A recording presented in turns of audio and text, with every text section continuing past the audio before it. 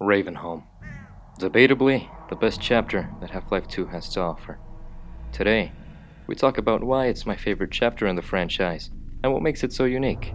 Let it be from its scenery, sound, music, creatures, etc. Without further ado, let us dive into the masterpiece that is the sixth chapter of Half-Life 2. We don't go to Ravenholm. A former mining town, Ravenholm. As you may notice, it's a complete different pace and style from the rest of the game. This is one of the few chapters where the setting is at night, which adds a breath of fresh air to the game. As you play with Dog, Combine forces find Black Mesa East. You retreat and rubble falls between you and Alex. You are forced to enter the gate in which Ravenholm is located. Dog holds up the door, and you enter. As you approach a ladder, you see a headcrab falling down the entrance, and while you go up the ladder, you become weary of what's to come. Some steps further, and you have entered Ravenholm.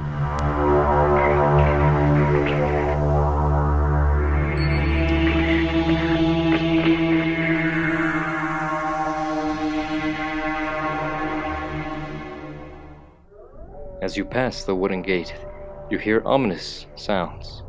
You see birds fly into the night sky, and two strange objects in the distance. A remnant of a headcrab shell. These were sent to Ravenholm so they could finish with the people who were holding up there. Then, you see a rope tied to a decaying tree, in which some legs dangle back and forth slowly. As you enter a sort of shop, you see multiple saw blades, one of them amputating a zombie while the upper body lingers. You hear growls, screeches. You wish to go back, but you are so intrigued that your naive self goes forward. The dark colors and shadows which devour the map give it this sense of horror. You don't know what could happen next. When you see light, you feel a sense of security. You want to remain there and not go any further.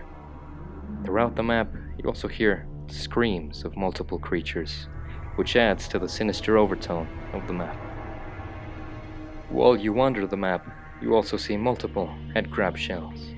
A lot of dead bodies are also seen throughout the map. Some poor souls were either mutilated or burned. But who could have done this? Another great thing about Ravenholm is its requirement of the gravity gun, crowbar, and the tactical use of the flashlight. As soon as you're given the gravity gun, you can play with objects scattered across the map, like barrels, saws, boxes, and can also be used to open some paths. As you traverse the map, you also see a multitude of traps. But be careful, you could be killed if you don't watch out. In my opinion, these are a great and innovative way to kill zombies, and just have fun. Using the electric traps, propane traps, car traps, and propeller traps. As you proceed, you can also hear the voice of a man. You hear him speak clearly, but to someone or with himself. These peculiar demons which dwell in matter, but in whom no light may be found. Soon, you see the man whom his voice was coming from. As zombies approach you, he lends a hand with his shotgun and greets you nicely.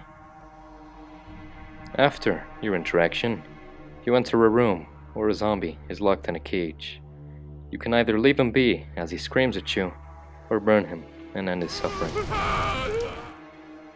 When you deactivate an electrical wire, as you climb up some ladders to the rooftop, you hear some sort of howl, and you meet again with the strange man. As you utilize the car traps to kill some zombies and once again ascend to the rooftops, you hear the voice of the man again.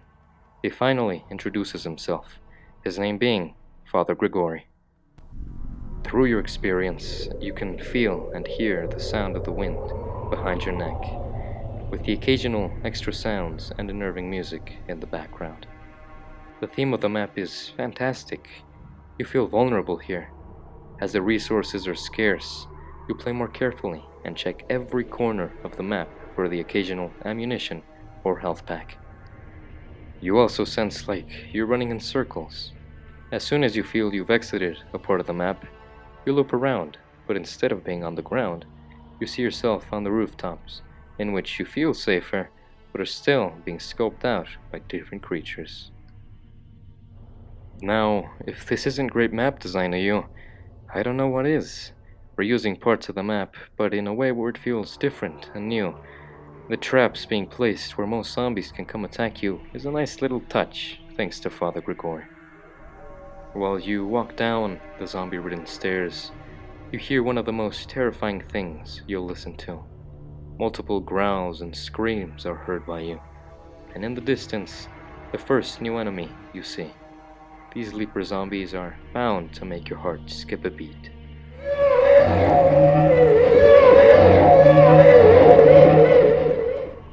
As they sprint towards you on all fours, you stand in shock.